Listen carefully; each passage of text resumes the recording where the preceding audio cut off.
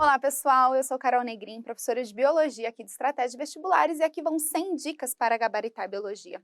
A dica de hoje é com relação aos tipos de ovo e de segmentação. Nossa dica de número 18. A gente sabe que um zigoto ele é formado a partir do processo de fecundação. E uma vez que a fecundação ocorre e o zigoto é formado, uma série de divisões celulares mitóticas acontecem. E essas divisões são também chamadas de segmentação ou clivagem. Bom, a gente tem aqui nesse esquema a formação de um zigoto. A primeira divisão celular, a segunda divisão celular, a terceira e mais uma série delas até que se forme um grupo maciço de células chamado de mórula. Essas células elas são chamadas de blastômeros e uma mórula ela é composta de 8 a 32 células. No entanto, esse daqui que a gente está vendo é o padrão de clivagem, no entanto, ele não ocorre dessa forma em todos os grupos animais.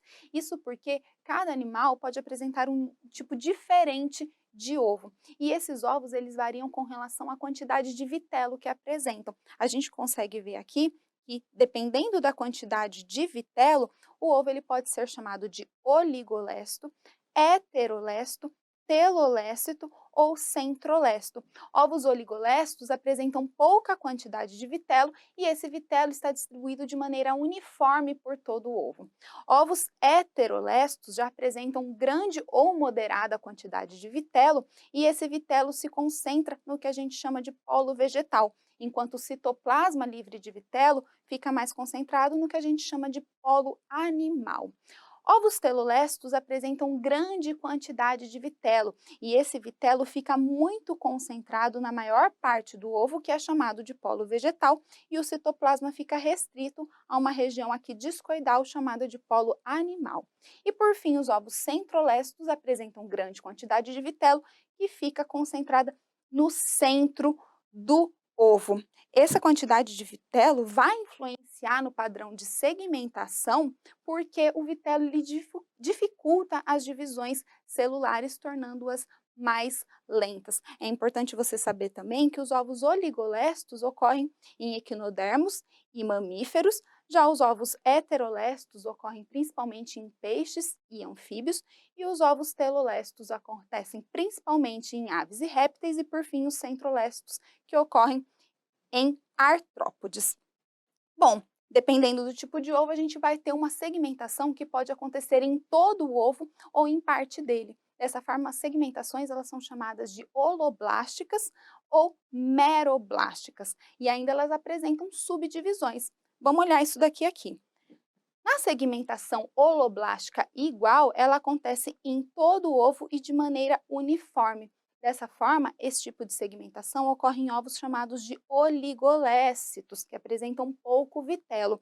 As segmentações ocorrem e são formados blastômeros de mesmo tamanho, porque não há grande dificuldade para as divisões, uma vez que o vitelo não vai prejudicar tanto.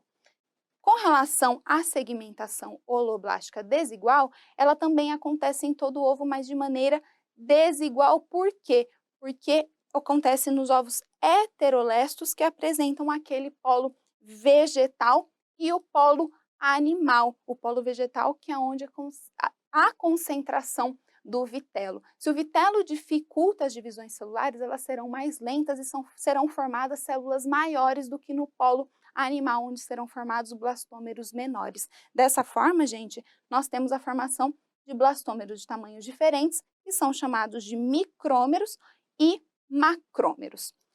Na segmentação meroblástica discoidal, ela não acontece em todo o ovo, e a discoidal, por quê? Porque ela vai acontecer apenas naquele polo animal onde havia a concentração de citoplasma. Não há segmentação no polo vegetal, onde há grande concentração de vitelo. Nesse tipo de segmentação, é formado então o que a gente chama de disco germinativo, que é onde vai acontecer o desenvolvimento do embrião. E por fim, a segmentação meroblástica superficial, que também não acontece em todo o ovo, ela é chamada de superficial porque os blastômeros serão formados na superfície da estrutura, uma vez que o vitelo vai ficar concentrado no centro.